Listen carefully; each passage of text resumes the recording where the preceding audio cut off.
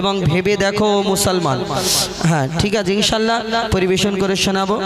আর আমি তো সর্বপ্রথম এখানে আমি এর আগে 2-3 বার এসেছি, তো ওই কারণে আমি চেষ্টা করব কিছু নতুন গজল শোনানোর জন্য, যেইগুলো আপনারা শোনেননি আমার কণ্ঠ থেকে, সেই সব গজলগুলো আপনাদের সম্মুখে শোনানোর চেষ্টা করি একটা দুটো। তারপরে ফরমাইশ তো হবে, যতদিন বেঁচে আছি ফরমাইশ হবে, কিন্তু কিছু নিত্য নতুন গজল তুলে ধরার চেষ্টা করি একটা দুটো আপনাদের সম্মুখে পরিবেশন করে শোনাবো, এটা জানি।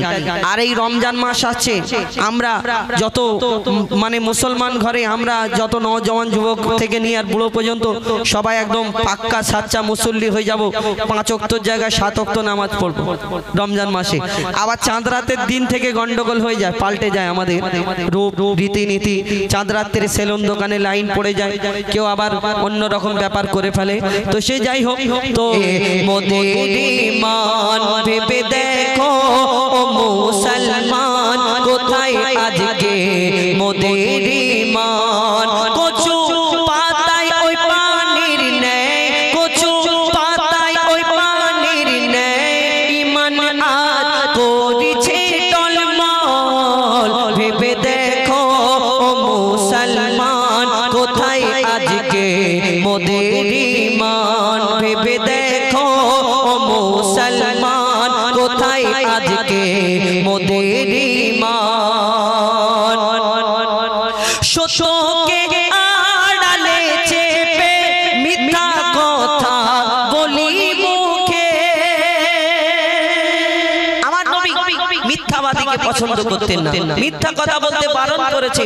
কোন ধর্মেতে এই দুনিয়াতে দেখেছেন এত ধর্ম আছে, কোন ধর্মেতে যে বলা হয়েছে যে মিথ্যা কথায় ছাড় আছে না।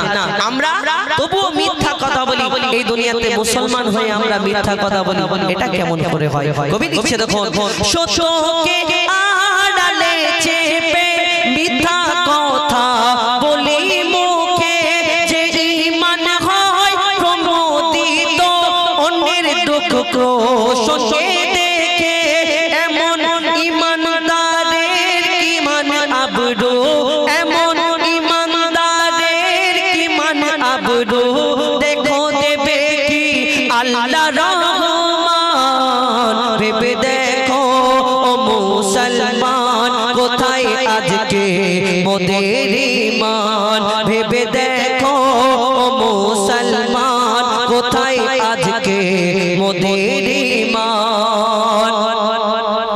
মধুর আজান শুনে মোর প্রাণ টানে না মসজিদের দিকে, খোদার কোরআন পড়ে না জবান, তবু ঈমানদার তবু ভাবি নিজেকে।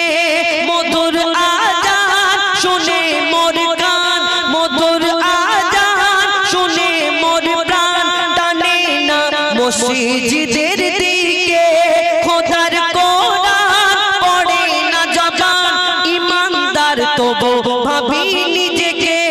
এমন ঈমানদারের তরে ভুবন, এমন ঈমানদারের তরে ভুবন গড়েছে কি আল্লাহ রহমান। ভেবে দেখো ও মুসলমান, কোথায় আজকে মোদের ঈমান? ভেবে দেখো ও মুসলমান, কোথায় আজকে মোদের ঈমান?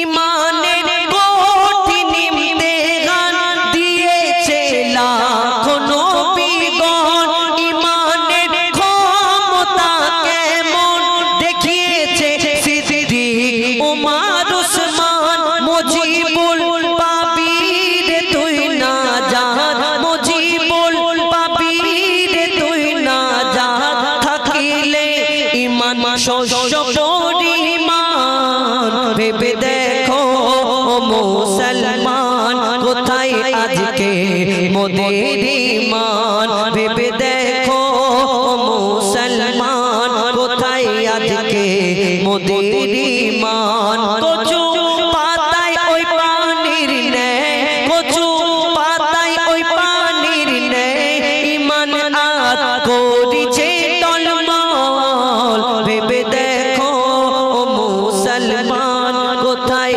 আজকে মোদের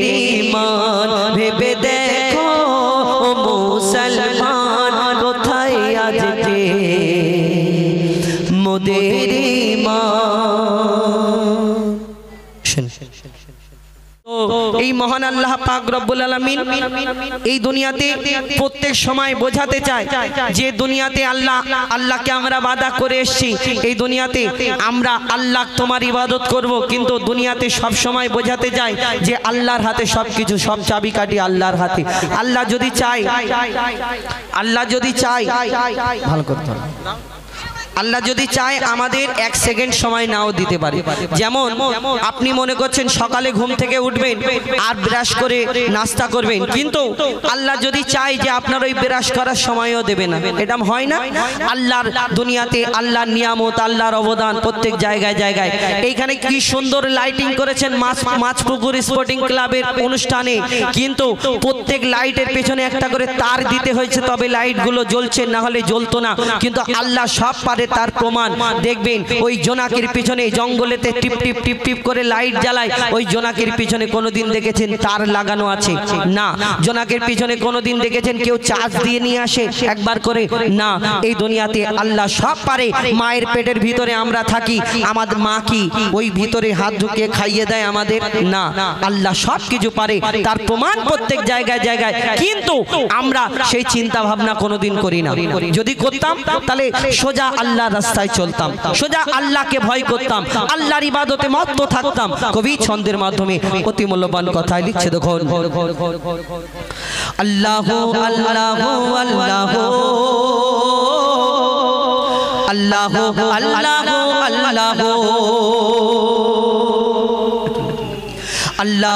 আল্লাহ আল্লাহ আল্লাহ আল্লাহ আল্লাহ আল্লাহ আল্লাহ আল্লাহ আল্লাহ আল্লাহ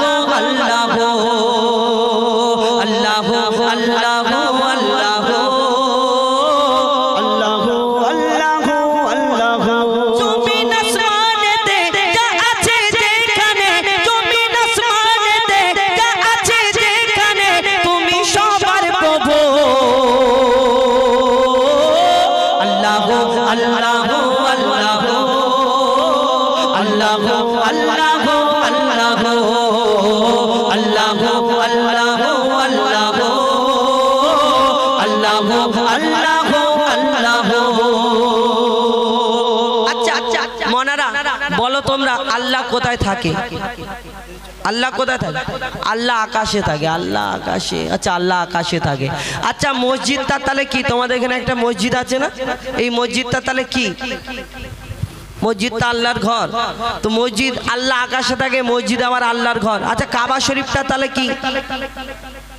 ওটাও আল্লাহর ঘর। তাহলে যদি মসজিদ আল্লাহর ঘর হয়, কাবা শরীফ আল্লাহর ঘর হয়, আবার আল্লাহ আকাশে থাকে, তোমার যদি সুন্দর ঘর থাকে, তোমাকে মাঠে থাকতে বলে তুমি থাকবে না? তাহলে আল্লাহ কোথায় থাকে? কোথায় থাকে? আল্লাহ আকাশে থাকে, আল্লাহ মসজিদে থাকে, আল্লাহ কাবা ঘরে থাকে না। কোথায় কোথায় থাকে? কবি ছন্দের মাধ্যমে অতি মূল্যবান কথাই লিখছে, দেখুন তুমি মসজিদেতে, তুমি কাবা ঘরে, তুমি পাহাড়ে, তুমি মহাসাগরে, তুমি মসজিদেতে, তুমি কাবা ঘরে, তুমি পাহাড়ে, তুমি মহাসাগরে, তুমি ভিড়ের মাঝে, তুমি নিরালাতে, তুমি ভিড়ের মাঝে, তুমি নিরালাতে, তুমি আধারে প্রভু দিনের আলোতে, মানুষের অন্তরে রয়েছো ঘর করে, মানুষের অন্তরে রয়েছো ঘর করে, তুমি আল্লাহ শুধু। আল্লাহ আল্লাহ আল্লাহ আল্লাহ আল্লাহ আল্লাহ আল্লাহ আল্লাহ আল্লাহ আল্লাহ আল্লাহ। ইউনুস নবীকে বাঁচালে মাছের পেটে, ইব্রাহিমকে বাঁচালে ওই আগুন থেকে। ইউনুস নবীকে বাঁচালে মাছের পেটে, ইব্রাহিমকে বাঁচালে ওই আগুন থেকে। নমরুদকে মেরেছো এক মশার বাহানায়, বিনা বাপে ঈসাকে পাঠালে ধরায়। নমরুদকে মেরেছো এক মশার বাহানায়, বিনা বাপে ঈসাকে পাঠালে ধরায়। তুমি সবই পারো, তুমি বাঁচাও মারো, তুমি সবই পারো, তুমি বাঁচাও মারো, জাল্লে জালালুহু। আল্লাহ আল্লাহ আল্লাহ আল্লাহ আল্লাহ আল্লাহ আল্লাহ আল্লাহ আল্লাহ আল্লাহ বিনা কারেন্টে জোনাকি বাতি জ্বালায় বিনা খুঁটিতে আসমান কেমন ভেসে রয় বিনা কারেন্টে জোনাকি বাতি জ্বালায় বিনা খুঁটিতে আসমান কেমন ভেসে রয় ঝিনুকের পেটে মুক্তা রাখো দয়াময় ৭০০০ ধন মানিক রাখো সাপের মাথায় ঝিনুকের পেটে মুক্তা রাখো দয়াময় ৭০০০ ধন মানিক রাখো সাপের মাথায় সূর্যের এত আলো কোথা থেকে এলো সূর্যের এত আলো কোথা থেকে এলো জানে আল্লাহ শুধু আল্লাহ আল্লাহ আল্লাহ আল্লাহ আল্লাহ আল্লাহ আল্লাহ আল্লাহ মায়ের পেটের ভিতরে যে বাচ্চা থাকে তুমি আল্লাহ খাবার জুগিয়ে দাও গো তাকে মায়ের পেটের ভিতরে যে বাচ্চা থাকে তুমি আল্লাহ খাবার জুগিয়ে দাও গো তাকে সারা দুনিয়াতে আল্লাহ তোমার করুণা যত মাখলুক আছে কেউ ভুখা থাকে না সারা দুনিয়াতে আল্লাহ তোমার করুণা যত মাখলুক আছে কেউ ভুখা থাকে না বলে মঈদুল ইসলাম জপি তোমারি নাম বলে মঈদুল ইসলাম জপি তোমারি নাম নামে আছে মধু আল্লাহ আল্লাহ আল্লাহ আল্লাহ আল্লাহ আল্লাহ আল্লাহ আল্লাহ আল্লাহ আল্লাহ আল্লাহ আল্লাহ আল্লাহ আল্লাহ আল্লাহ আল্লাহ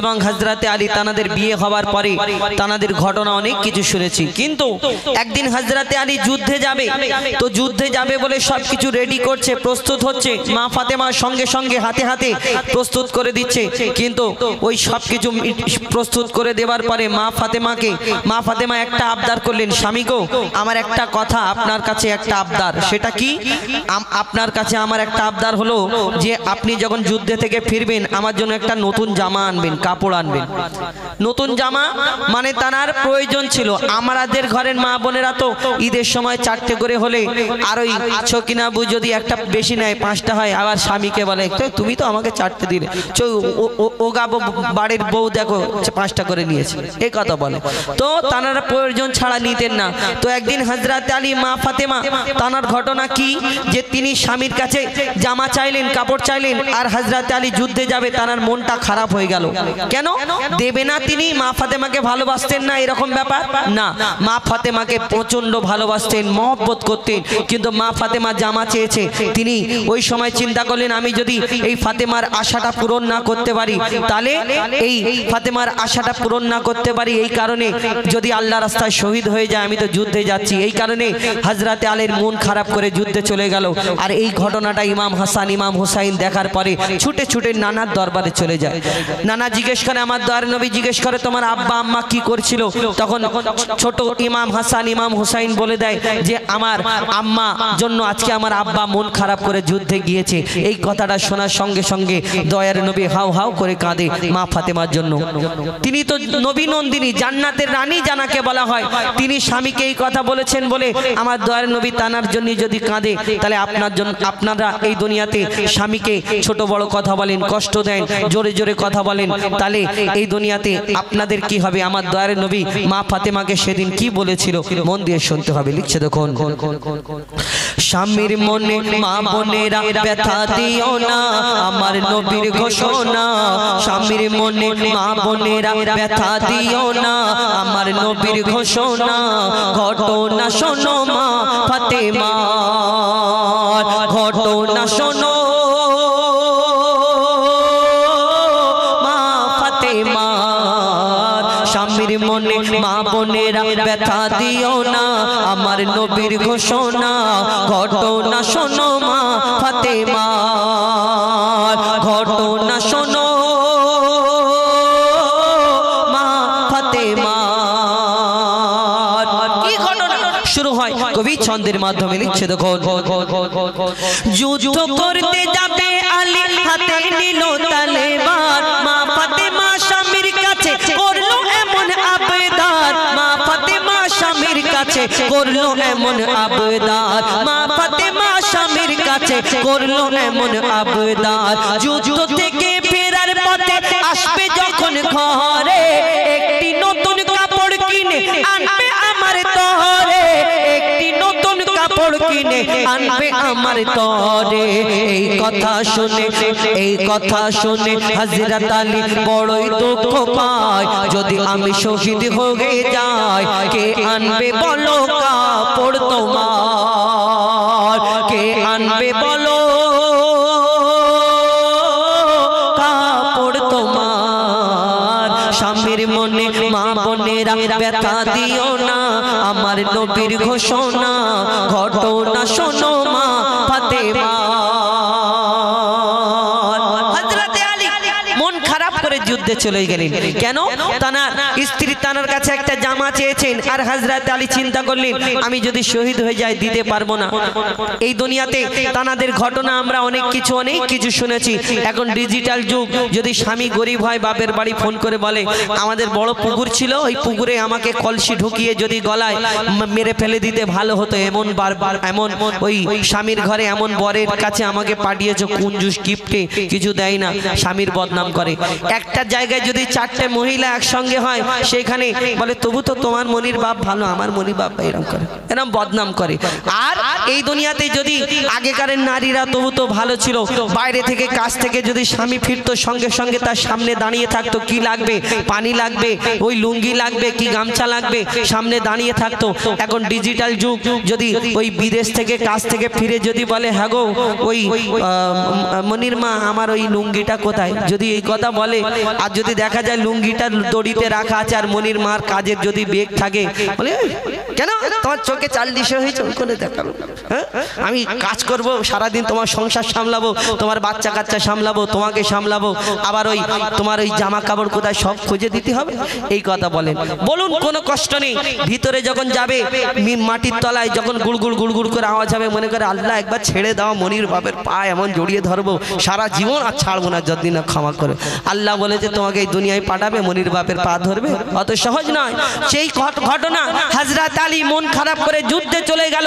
আর চলে যাওয়ার পরে পরে তখন দয়ার নবীর কাছে ইমাম হাসান ইমাম হুসাইন ছুটে ছুটে যায়। তারপর কি ঘটনা হয় কবি ছন্দের মাধ্যমে আরো কে লিখছে দেখুন, দুঃখ ভরা হৃদয় নিয়ে আলী গেল রনে, একটু বাড়াতেই করে, দুঃখ ভরা হৃদয় নিয়ে আলী গেল রনে, নানার কাছে ছুটে এলো হাসান হোসেন, নানার কাছে ছুটে এলো হাসান হোসেন, নানার কাছে ছুটে এলো হাসান হোসেন। আপুর কাছে নতুন কাপড় চেয়েছে আম্মি জান, তাই আপুর মনটা খুবই খারাপ ছিল যে সে পেরেশান, আপুর মনটা খুবই খারাপ ছিল যে সে পেরেশান। এই কথা শুনে দয়ার নবীর কান্না থামে না, কি ভুল করলো ফাতেমা, এই কথা শুনে দয়ার নবীর কান্না থামে না, কি ভুল করলো ফাতেমা, কি করলে বলো বেটি আমার, কি করলে বলো বেটি আমার। দয়ার নবী বড় কষ্ট পেয়েছেন, দুঃখ পেয়েছেন। এই দুনিয়াতে ওই মা ফাতেমা নিজের কাজ করে, হযরত আলী যুদ্ধে চলে যায়, দয়ার নবী বাড়িতে আছেন, বড় কষ্ট পেয়েছেন।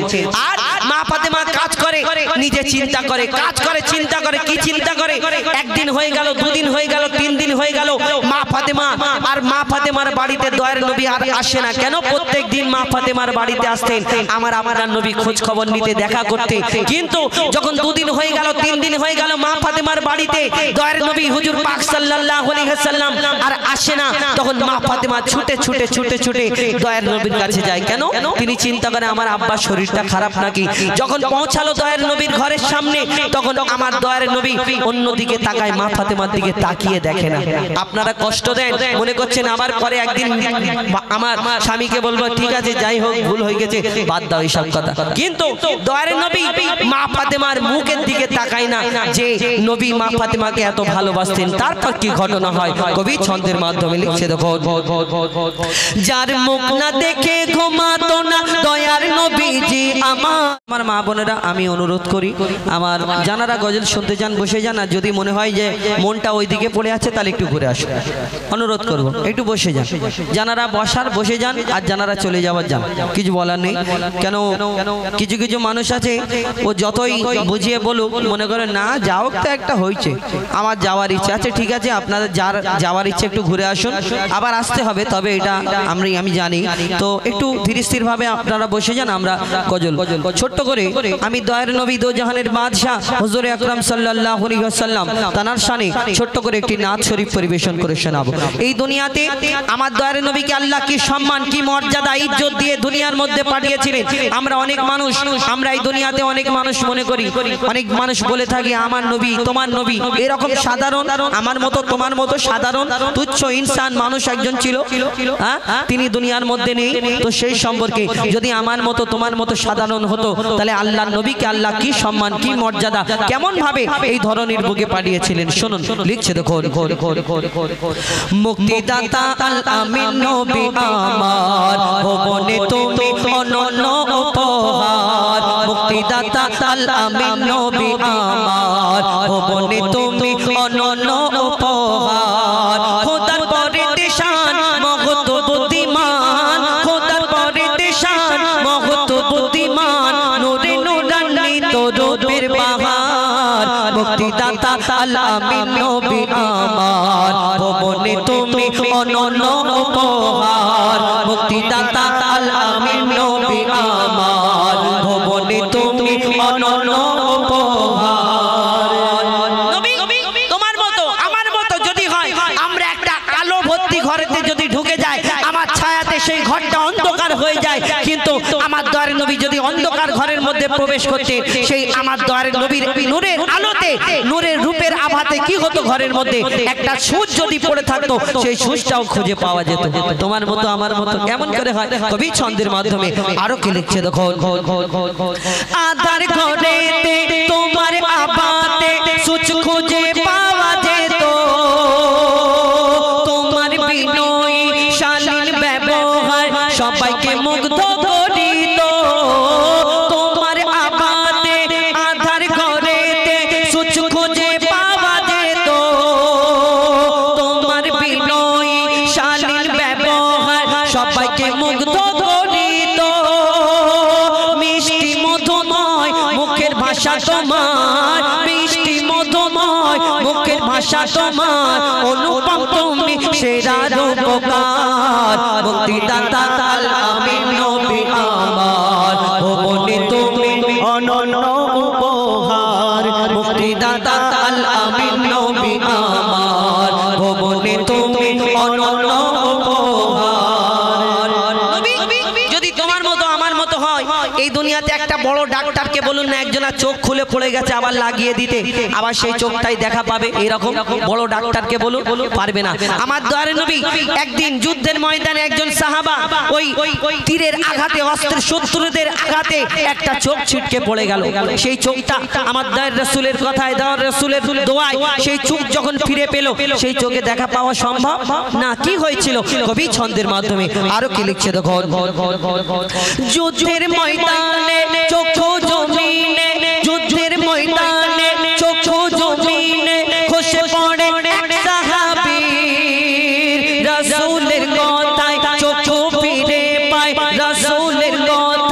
চক্ষু ফিরে পায় ছিল এমনই এক নজির যুদ্ধের ময়দানে চক্ষু জমিনে খসে পড়ে এক সাহাবী রাসূলের কথায় চক্ষু ফিরে পায় ছিল এমনই এক নজির আর কি হয় আগের তুলনায় যে চক্ষু ফিরে পায় আগের তুলনায় যে চক্ষু ফিরে পায় বেড়ে গেল তাতে দ্বিগুণ পাওয়ার মুক্তিদাতা আল আমিন নবী আমার ভুবনে তুমি অনন্য উপহার মুক্তিদাতা আল আমিন নবী আমার ভুবনে তুমি অনন্য উপহার।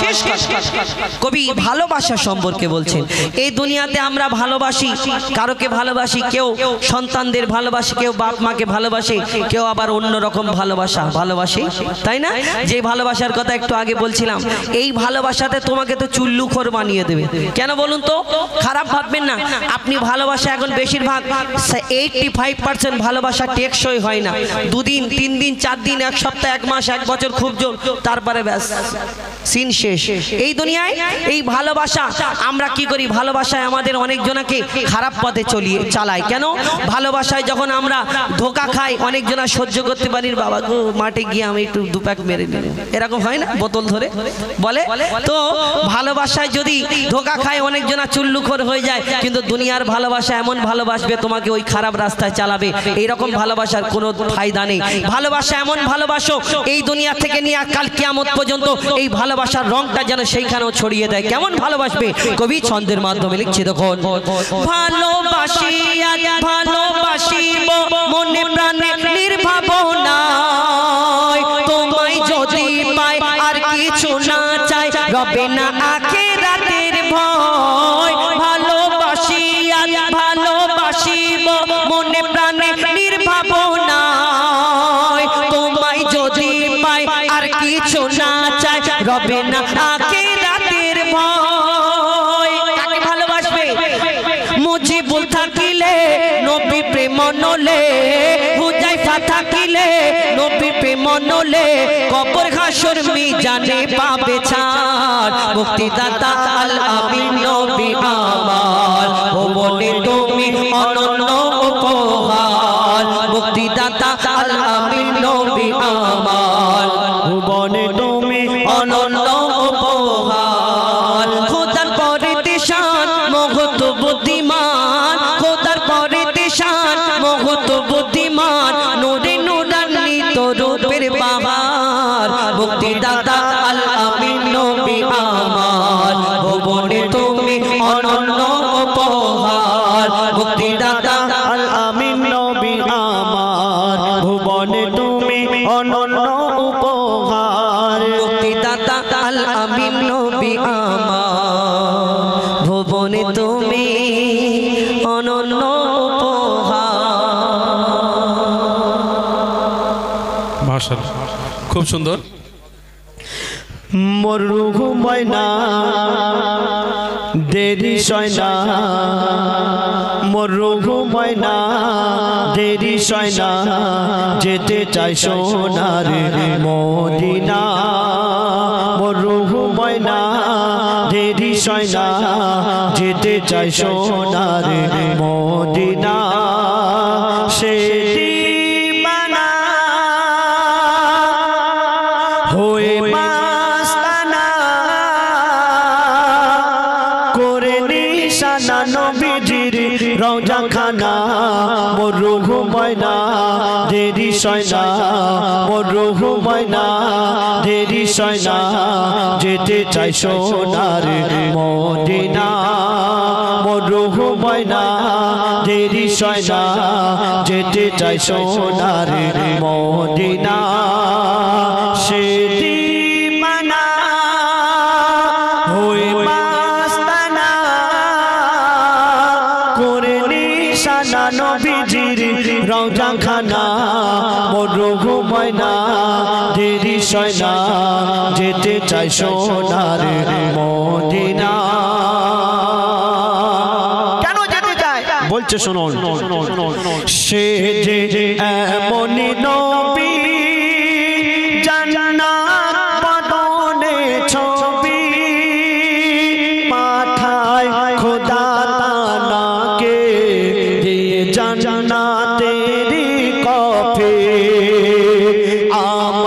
রূহ যে তড়পায় কখন যাব ওই মক্কায় মাখবো ধুলি গায়ে মাথায় হেঁটেছে নবী মোর যেথায় তার কদম ছোঁয়া এত মেওয়া তার কদম ছোঁয়া এত মেওয়া ধন্য আরশ মুনতাহা তাই চলো না ও দিমানা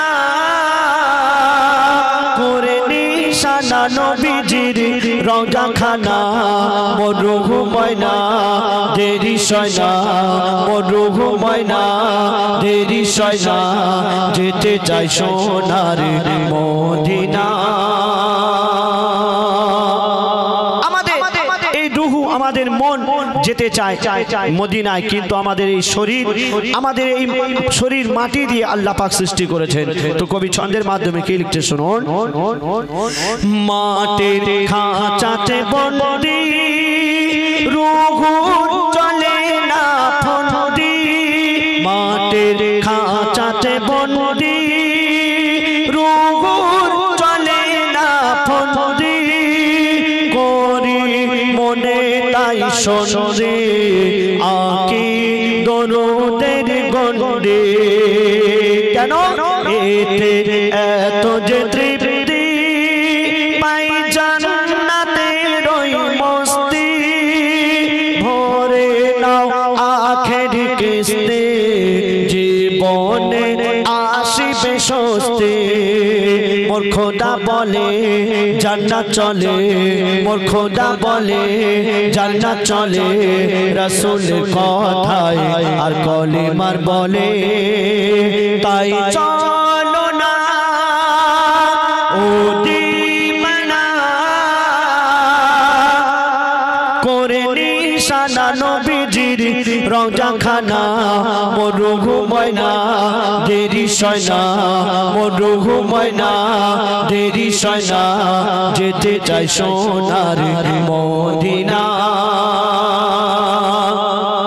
আপনি এই দুনিয়াতে গুনাহ যদি করেন ধরুন আপনি হাত দিয়ে গুনাহ করলেন পাপ করলেন আপনি জবান থেকে বলতে চাইবেন না কিয়ামতের দিন কিন্তু আপনার এই হাত উত্তর দিয়ে দেবে হে আল্লাহ আমাকে দিয়ে এই অন্যায় কাজটা করিয়েছে আপনি যে চোখ দিয়ে অন্যায় করবেন আপনি জবান দিয়ে বলতে চাইবেন না আপনার চোখ বলে দেবে যে হে আল্লাহ আমার এই চোখ দিয়ে এই মানুষ খারাপ জিনিস দেখেছে তো কবি ছন্দের মাধ্যমে কি লিখছে শুনুন মাটির গড়া স্ট্রাকচার তানার সাথে কি দরকার মাটির গড়া স্ট্রাকচার তানার সাথে কি দরকার আমি অবলা রূহ তার দোষ খেতে হয় টর্চার ও খোদা আমার কি কসুর দুনিয়া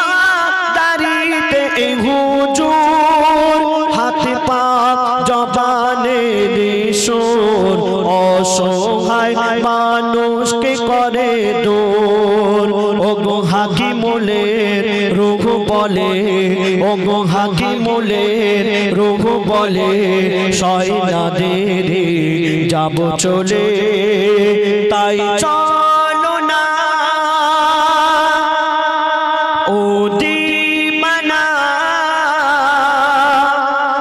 যেথায় আছে মোদের সেই হোসেনের নানা মোর রূহ ময়না দেরি সয়না মোর রূহ ময়না দেরি সয়না যেতে চাই সোনার মদিনা মোর রূহ ময়না দেরি সয়না যেতে চাই সোনার মদিনা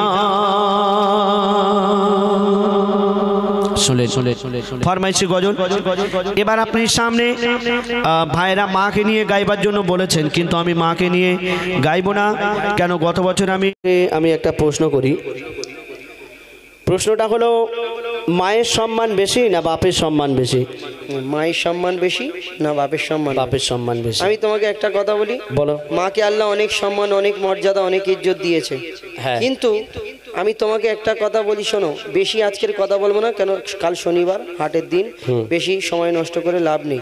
আমি তোমাকে বলি, মাকে আল্লাহ অনেক সম্মান অনেক মর্যাদা দিয়েছে, আল্লাহ মাকে সম্মান দিয়েছে, এটা সবাই জানে। কিন্তু আমার সাদা মনে কাদা নেই। আমার নবীকে একজন জিজ্ঞেস করলেন, একজন সাহাবী, দাদা একটু ইকোটা কমিয়ে দাও তো এই গজলটায়। একজন সাহাবী জিজ্ঞেস করলেন, ইয়া রাসূলুল্লাহ ইয়া হাবিবাল্লাহ, আমি সব থেকে বেশি ভালোবাসবো কাকে? আমার দয়ার নবী একবার মায়ের কথা বললেন, আবার জিজ্ঞেস করলেন, বললেন মায়ের কথা, আবার জিজ্ঞেস করলেন, বললেন মায়ের কথা। 3 বার মায়ের কথা বলেছে, একবার বাপের কথা বলেছে। আমার বাপের কথা একবার বলেছি, কিন্তু মা সব দিক থেকে বড় আমি শুনি, কিন্তু আমার একটা মাঝে মধ্যে প্রশ্ন জাগে, মা যদি সব দিক থেকে বড় হয় তাহলে আব্বা মায়ের থেকে লম্বাই কেন বড় হয়? আচ্ছা, মা হাসলে চলবে না, মা যদি সব দিক থেকে বড় হয়, আব্বা মায়ের থেকে বয়সে কেন বড় হয়? আব্বা মায়ের থেকে লম্বায় কেন বড় হয়? আব্বা মায়ের থেকে বয়সে কেন বড় হয়? কেন কম বয়সের ছেলেরা একটু বেশি বয়সের মেয়েদের বিয়ে করে না? ওইরকম হয় না, আবার হয় না বলা যায়, এখন তো ফোনের যুগ, ইন্টু পিন্টু ব্যাপার হয়ে যাচ্ছে, বাপ বলে দিয়ে দে, নালে লে পালাবে। একটা কথা বলি, ধরো আমি উদাহরণ দিচ্ছি, আমার মইদুল ভাইয়ের 20 বছরের যদি একটা ছেলের সঙ্গে 25 বছরের একটা মেয়ের সঙ্গে বিয়ে দেয়, এলাকার লোক কি বলবে? কি গো মইদুল ভাই, মাল কি মোটা পেয়েছো নাকি, ছেলের থেকে মেয়ে বড়? আমি একটা কথা বলি, তুমি সুরে বল, আমি তোমাকে সুরে। আচ্ছা ঠিক আছে, শোনো, বলো। হাদিস ও কোরআন, হাদিস ও কোরআন দেবে তারি প্রমাণ, হাদিস ও কোরআন দেবে তারি প্রমাণ। মায়ের সেবা আগে পিতার সেবা পরে, এমন কথা বলেন শেষ পয়গম্বরে। হাদিস ও কোরআন, হাদিস কোরআন প্রমাণ দিচ্ছে মায়ের সেবা আগে করো, পিতার সেবা পরে। বলো তো আল্লাহ কাকে আগে সৃষ্টি করেছে, আব্বাকে না মাকে? আল্লাহ আগে কাকে? পিতা আদমকে সৃষ্টি কে আগে এলো, আব্বা না মা? বাপ আগে এসছে। হ্যাঁ, কে বাপ বড়? বয়সে বড়, হ্যাঁ, মা সম্মানে বড়। এমনি মানবে না। শোনো, তোমারি বাবা হলো জিন্দা কাবা, তোমারি বাবা হলো জিন্দা কাবা, আর প্রথম খোদা গড়লো সবার পিতা আদম, তারপরে মা হাওয়াকে করিল সিজদ। তোমারি বাবা, তুমি বলছো পিতা আদমকে আল্লাহ পাক সর্বপ্রথম সৃষ্টি করেছে, তাই বাপের সম্মান বেশি বা বাপ বড়। কিন্তু হুজাইফা বলো তো, মা জননী 10 মাস 10 দিন গর্ভে ধরে আমাদের কত কষ্ট করে জন্ম দিয়েছেন। এই কষ্টটা আল্লাহ পাক যদি মাকে না দিয়ে আব্বাকে দিত, কেমন হতো বলো তো? না দিয়ে আব্বাকে দিত। ফালতু উল্টো পাল্টা কথা বলবে না। আমি তোমাকে বলি, ঝগড়া কম করো। শোনো, মার কাজ মা পারবে, বাপের কাজ বাপ পারবে। মায়ের কাজ রান্না বাড়া করবে, থালা হাঁড়ি ধোবে, কত কি কাজগুলো করবে, বাচ্চা কাচ্চা সামলাবে। তুমি যদি মায়েদের বলো, মা গো ওই সুভাষ গ্রামে গিয়ে টোটো চালাও, পারবে? উল্টো পাল্টা করে পারবে না। যদি মায়েদের বলো, মা গো গাছে ওঠো, ডাব পাড়ো, পারবে? আমি দাদাকে বলছি, দাদা একটু ইকো বাড়িয়ে দাও, বাড়িয়ে দিচ্ছে। এমনি এমনি বলছি, তুমি যাও। আমি বলছি বাড়িয়ে দাও, বাড়িয়ে দিচ্ছে। বেশ বাড়িয়ে দাও, বাড়িয়ে দিচ্ছে। কিন্তু তোমার মায়েদের বলো, মা গো একটু বেশ বাড়াবে, এমন বেশ বাড়াবে অনুষ্ঠানের বেশ শেষ হয়ে যায়। অর্থাৎ মার কাজ মা পারবে, বাপের কাজ বাপ পারবে। তুমি মার কাজ মা পারবে, বাপের কাজ বাপ পারবে। আমি বলছি শুনে রাখো, বাপের কাজ মা পারবে, কিন্তু মায়ের কাজ বাপ পারবে না। কেন বলবে? এখন যদি আমার মায়েদের বলি, মা গো একটু বেশ বাড়িয়ে দাও, ওনারা জানে না তাই পারবে না। কিন্তু আমার মায়েদের যদি প্র্যাকটিস করানো যায়, আজ না হয় 1 মাস 2 মাস 3 মাস পরে ঠিক কোনটা বেস কোনটা ট্রিবল কোনটা ইকো কি আছে বাড়িয়ে দেবে। মেয়েরা চাঁদে চলে যাচ্ছে আর ইকো বাড়াতে পারবে না। কিন্তু দাদাকে যদি বলি, দাদা তুমি একটা সন্তান জন্ম দাও তো, সন্তান উল্টো পাল্টা হবে না। শোনো, কত যাতনা সহিল গর্ভে তোমার ধরে, রক্ত মাংস খেয়ে বাঁচলি মায়েরই উদরে। স্নেহময় মাঝে আমার মমতারি চাদর, কত আঘাত সয়েছে মা, করেছে তোর আদর। মায়ের সেবা না করিলে দোয়া হবে না কবুল, মায়ের সেবা না করিলে দোয়া হবে না কবুল। মাকে ভালোবাসলে খুশি হবে আল্লাহ রাসূল। হুজাইফা তুমি বলো আর জ্ঞানের আঁখি খোলো, হুজাইফা তুমি বলো আর জ্ঞানের আঁখি খোলো। আমি আবুল কালাম মায়ের গোলাম, মা আমার জান্নাতের সমান। আমার মায়ের দোয়া থাকলে সাথে ছোবে না জাহান্নাম। মায়ের দোয়া সাথে থাকলে জাহান্নাম ছবে না। মা খাইয়েছে, মা পরিয়েছে, মা 10 মাস 10 দিন গর্ভে ধরেছে, মা রক্ত মাংস খাইয়েছে, মা লালন পালন করেছে, মা পেশাব পায়খানা পরিষ্কার করেছে, মা জন্ম দিয়েছে, মা সব কিছু করেছে, সব করেছে। তোমার যে মা খাইয়ে পরিয়ে এত বড় করে তুললো, তুমি এত মোটা সোটা হলে, তোমার মা যে খাইয়ে পরিয়ে এত বড় করে তুললো, তোমার বাপ যদি বাজার হাট না করে দিত, তোমার মা কি পানি খেয়ে মানুষ করে? এই দেখ, বাপ যদি বাজার না করে দেয় খাওয়া হবে না কি মহিলা? করে খাওয়া হবে? তুমি মল্লিকপুরে যাও, বারুইপুরে আসমা হোটেল রয়েছে, আসমা হোটেলে গিয়ে বলবে আমার মা পেটিয়েছে। কেন আমি ফ্রি খেতে যাবো কেন? তাহলে তোমার আমার মায়েদের কাছে টাকা নেই? হ্যাঁ, তোমার মারা আব্বার কাছে টাকা চুরি করে। কেন চুরি করতে যাবে? এখন আমার মায়েরা লক্ষ্মীর ভান্ডারে 1000 টাকা করে পাচ্ছে। 1000 টাকা কদিন চলবে? আচ্ছা যাই হোক, একটা এতিম ছেলেকে জিজ্ঞেস করবে বাপ না থাকলে কত কষ্ট। আর একটা কথা তোমাকে বলি, মায়েদের যদি স্বামীরা বিদেশে কাজে চলে যায়, মায়েদের কত কষ্ট হয় জানো? হ্যাঁ, বাপ যদি বিদেশে কাজে চলে যায়, মায়ের কষ্ট হলে মা নানির বাড়ি চলে যায়। বাড়ি খালি উল্টো পাল্টা, এমনি মানবে না তুমি। শোনো, ওই যার ওসিলাই এলে ধরায় পিতা জন্মদাতা। হ্যাঁ ঠিক বলেছি? হ্যাঁ ঠিক আছে। তো তুমি কি বিনা বাপে এসছো? টোটো করে এসছি। বাপ না হলে দুনিয়ায় আসতে পারবে না। শোনো, ওই যার ওসিলাই এলে ধরা পিতা জন্মদাতা, আর পিতার মনে তাই কখনো দিও না গো ব্যথা। আর খেটে খেটে বাবা মাথা ঘাম পায়ে ফেলে, আর রক্ত পানি করে আহার মুখে দেয় তুলে। আর পিতা যাহার দুনিয়াতে নেই, দুনিয়া তাহার আধার। পিতা যাহার দুনিয়াতে নেই, দুনিয়া তাহার আধার। পিতা না থাকলে হাজার রকম সইতে হয় অত্যাচার। বলো বলো আবুল কালাম, দুনিয়াতে বেশি কার দাম? বলো বলো আবুল কালাম, দুনিয়াতে বেশি কার দাম? যার পিতা আছে তার কাছে আছে দুনিয়ার খাজানা। আর পিতা না থাকলে তোমার মায়েদের জীবন সুখে থাকবে না। তোমারই বাবা। তুমি বলছো একটা সন্তানকে মানুষ করতে গিয়ে বাবা অনেক পরিশ্রম করে, অনেক খাটাখাটনি করে, আর মায়েদের কাছে মায়ের স্বামী যদি না থাকে, মায়েদের জীবন সুখী হয় না। তাই বাপের সম্মান বেশি বা বাপ বড়। কিন্তু হোজাইফা শুনে রাখো, বাবা যতই পরিশ্রম করুক আর যাই করুক, তবুও আল্লাহ পাক মাকে বেশি সম্মান দিয়েছেন। কেন? কেন শুনবে? তুমি যে নামাজ রোজা করছো, আল্লাহ পাক তৌফিক দিলে হজেও যাবে, কুরবানির সময় কুরবানি করছো, রমজান মাসে রোজা রাখছো, কত কি ইবাদত করছো, কেন করছো বলো তো? কেন করছি? আল্লাহকে ভালোবেসে, আল্লাহকে রাজি খুশি করানোর জন্য, নবীকে ভালোবেসে। আর দুটো, একটা খারাপ জিনিস, খারাপ কাজ করলে জাহান্নামে যাবে, ভালো কাজ করলে জান্নাতে যাবে, এছাড়া কোনো আশা নেই। তুমি আল্লাহকে রাজি খুশি করানোর জন্য ইবাদত করছো, আর জাহান্নামের ভয়ে আর জান্নাতে যাওয়ার জন্য। তো তুমি যে জান্নাতে যাবে, সেই জান্নাত তোমার কোথায় আছে বলো তো? জান্নাত কোথায় আছে? আমি কি করবো বলো? আমাকে কোন জান্নাতে? আল্লাহ 8টা জান্নাত সৃষ্টি করে আমাকে বলেছে হোজাইফা তোমাকে এই জান্নাতে দেবো। শোনো, সেই 8টার মধ্যে যে জান্নাতটা তুমি পাবে, সেই জান্নাত হবে তোমার মায়ের কদমের তলায়। মায়ের কদমের তলায়? তো কি হয়েছে? কি জ্বালা বলো তো? হ্যাঁ, মায়ের কদমের তলায় সন্তানের জান্নাত, তাহলে মায়ের সম্মান বেশি না? মায়ের কদমের তলায় জান্নাত হলো, ওনারাও কি খুশি বলে আমাদের। মায়ের কদমের তলায় জান্নাত, তো কি হয়েছে? মায়ের কদমের তলায় যদি জান্নাত থাকে, সেই জান্নাতের চাবি থাকবে বাপের হাতে, তুমি যাবে কোথায়? আমি প্রমাণ দেবো। আচ্ছা ঠিক আছে, জান্নাতের চাবি বাপের হাতে তো? ওর উত্তর আমি নেক্সট টাইমে দিচ্ছি, তুমি শোনো। আমার জীবনে নেক্সট টাইম। আচ্ছা শোনো, মায়ের কদম তলে আছে সন্তানেরই জান্নাত। কেন কেন কেন? ও মায়ের কদম তলে আছে সন্তানেরই জান্নাত। দিনে রাতে সেই মায়ের করে যাও খিদমত। কেন? যদি কেটে গায়ের ছাল মায়ের পায়ের জুতা বানানো হয়, এক ফোঁটাও দুধের দেনা শোধা যাবে না দুনিয়ায়। মা যদি বদদোয়া করে জীবন তোমার বরবাদ, মা যদি বদদোয়া করে জীবন তোমার বরবাদ। মায়ের মনে আঘাত দিলে আরো সে লাগে আঘাত। তুমি মায়ের কদর করো আর সবর মনে ধরো, তুমি মায়ের কদর করো আর সবর মনে ধরো। মায়ের দোয়ায় নবী খুশি হয়, খুশি রাব্বানা। তুমি মায়ের মনে কষ্ট দিলে জান্নাত পাবে না। মায়ের মনে কষ্ট দিলে জান্নাত পাবে না। মা খুশি হলে আল্লাহ খুশি হয়, মা খুশি হলে নবী খুশি হয়। মায়ের পায়ের তলায় জান্নাত। আর হ্যাঁ, জান্নাতের পরে তার কিছু নেই। কি গো ইউটিউবার ভাই, কি লাগবো নাকি? জান্নাতের পরে কেউ কি বলবে আমি জাহান্নামে যাবো, আমি জাহান্নামে, সবাই মনে করবে আমি জান্নাতে যাবো, আর মায়ের পায়ের তলায় জান্নাত। কচিরা কি করবে? লাগবো? আর জোরে আওয়াজ দে, তবে এর যেন নারে তাকবীর। জোরে দে। আর জোরে নারে তাকবীর। দেখেছো? আর তোর আব্বা সকালে তোকে মারলো, তুই আল্লাহু না, না, আকবার বলছিস? ওর আব্বা মারে, পয়সা দেয় না তোর আব্বা? ঠিক দেয়।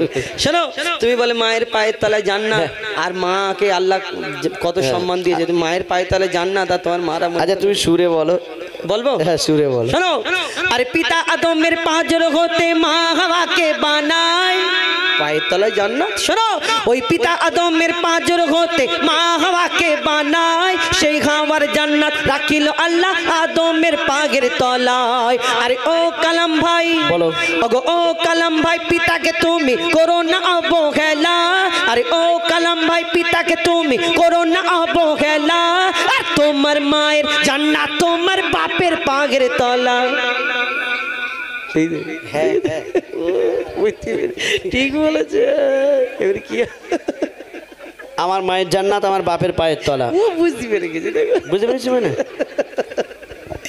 ঠিক বলিনি? আব্বা ওকে ভালোবাসো ওই জন্য। পারছে না, ওর মা মারেছে ওই কারণে, তাই রেগে গেছে। শোনো, আরে ও কালাম ভাই, পিতাকে তুমি করো না অবহেলা। আর তোমার মায়ের জান্নাত তোমার বাপের পাগের তলা। আর বাপের কি মর্যাদা তুমি বুঝবে কেমন করে, বাপের কি মর্যাদা তুমি বুঝবে কেমন করে। বাপ কি জিনিস জিজ্ঞেস করো এতিম ছেলেকে ধরে। যারা আজকে পিতা হারা তারা দুনিয়ায় বেসাহারা, তাই পিতার মনে তুমি কোনোদিন দুঃখ দিও না। আর শোনো, মোর নবী মোহাম্মদ বিশ্ব পিতা ভেবে দেখো না তোমারই বাবা। আচ্ছা হুজাইফা, তুমি যে বললে আমার মায়ের জান্নাত আমার বাপের পায়ের তলা, হ্যাঁ ঠিক বলে। আর আমার বাপের জান্নাত কোথায় হবে? বাপের জান্নাত কোথায়? বাপের জান্নাত মানে ওনার মা, মানে দাদি। দাদি। হ্যাঁ, তো দাদিটা কি ছেলে না মেয়ে? কি হাসি দেখো না, দাদিটা যদি মেয়ে হয় হ্যাঁ। তাও তো ঠিক, দাদিটা মেয়ে। শোনো, দাদিটা যদি মেয়ে হয় হ্যাঁ। আর দাদার সঙ্গে যদি দাদির বিয়ে না হতো, দাদি হতো কোথাতে? অন্য জনের ঘরে মেয়ে হয়ে পড়ে থাকতো। কি করবো মইদুল ভাই?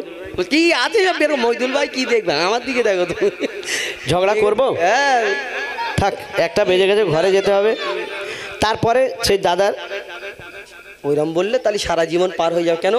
সেই পিতা আদম মা হাওয়া থেকে শুরু। তুমি বলবে তার মা, আমি বলবো তার বাপ, তার বাপ তার মা, তার বাপ তার মা, তার বাপ তার মা, তার বাপ তার মা, তার বাপ তার মা, তার মানে পিড়ির পিড়ি যা, তার বাপ তার মা, তার বাপ তার মা, তার বাপ তার মা করে শেষেতে মা হাওয়া। মা হাওয়া, মা হওয়ার পরে কি পিতা আদম, তারপর পিতা পিতা আদমের পরে তারপর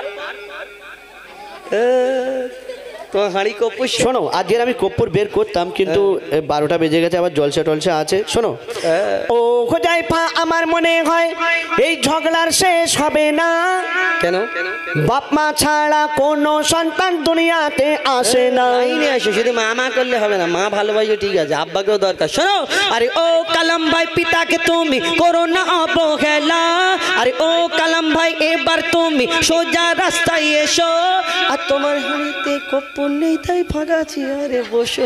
আরে ও কালাম ভাই, এবার তুমি সোজা রাস্তায় এসো। আর ঝগড়া ঝাঁটি শেষ করে শেষের দিকে এসো। পিতা মাতার সেবা করো ও গো মুসলমান, পিতা মাতার সেবা করো ও গো মুসলমান, পিতা মাতার সেবা করো। হুজাইফা ও কালাম বলে এমে হান্নান কদর করো দুজনারই সমান। হাদিস ও কোরআন তোমারি বাবা দেবে তার প্রমাণ।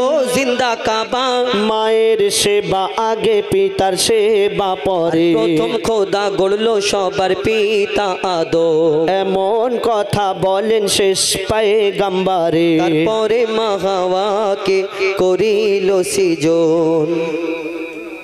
হাদিস ও কোরআন তোমারি বাবা। কেমন দিলাম কালাম দাদা? খুব ভালো হয়েছে। যাই হোক, এই গজলের উদ্দেশ্য আমি তো জানি, সব উঠে উঠে পালাম। এই গজলটা হবে, আরেকটা হবে। এই গজলটা হলো, এই গজলের মেন উদ্দেশ্যটা শুনুন। আপনারা একটু হাসি চালাকি একটু অনেক শুনলেন, অনেক কেউ খারাপও ভাবতে পারেন, এর কারণে আমরা এই কথাগুলো বলে দিই শেষেতে। দেখবেন আমরা মাকে বড্ড ভালোবাসি, মায়ের পায়ের তলায় জান্নাত, মাকে খুশি করলে আল্লাহ খুশি হবে। জলসার সময় হুজুররা মায়ের কথা বলেন কিন্তু বাপের কথা স্পেশাল করে বলা হয়নি, শুধু মা আর মায়ের সঙ্গে বাপকে জড়িয়ে দেওয়া হয়। কিন্তু এই দুনিয়াতে মাকে আল্লাহ অনেক মর্যাদা, অনেক ইজ্জত, অনেক সম্মান দিয়েছে। আমরা মায়ের পায়ের তলায় জান্নাত যদি দেখতে পাই, সেই জান্নাতের চাবি থাকবে বাপের হাতে। বাপ ছোটবেলা থেকে মারধর বেশি করে, ওই কারণে বাপকে সেইভাবে আমরা গুরুত্ব দিই না। মাকে দেখবেন কত কি বলি, মা তোমাকে এই করে দেবো, মা তোমাকে। কিন্তু বাপ যখন বয়স হয়ে যায়, বুড়ো হয়ে যায়, বাপ ও চিন্তা করে আমার ছেলে আমাকে একটু এইটা বলুক, আমার কি খুশি হবে। কিন্তু আমরা বাপকে কেয়ার করি না। অর্থাৎ আমাদের উদ্দেশ্য খারাপ কিছু নয়। ও বললে মায়ের সম্মান বেশি, আমি বললাম বাপের সম্মান বেশি। ও বললো মা কি কি করে, আমরা বললাম বাপ কি কি করে। অর্থাৎ এইটাই হলো ব্যাপার, যে মা বাপ দুজনকে আমাদের জীবনে দুজনাই এই দুনিয়াতে আমাদের জন্য ইম্পর্টেন্ট।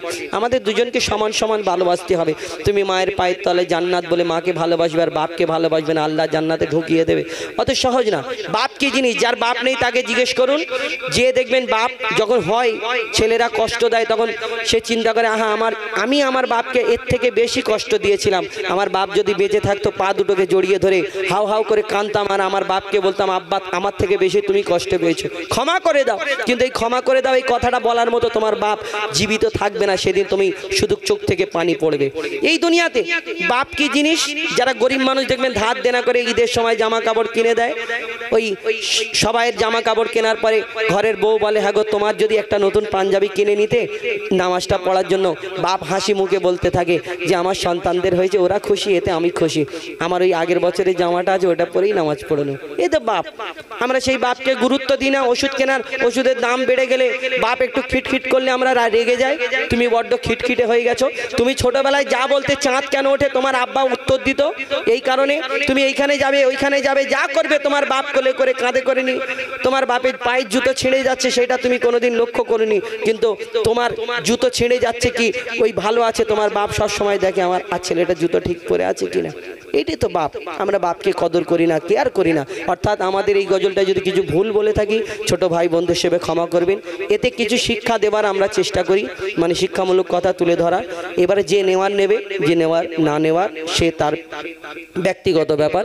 আমাদের গজলে যদি ভুল ত্রুটি বেয়াদবি হয়, ছোট ভাই বন্ধু হিসেবে ক্ষমা করবেন। শেষ গজল শহীদে কারবালা আমরা কোরআনে পাক থেকে আয়াত পরিবেশন করার পরে আমরা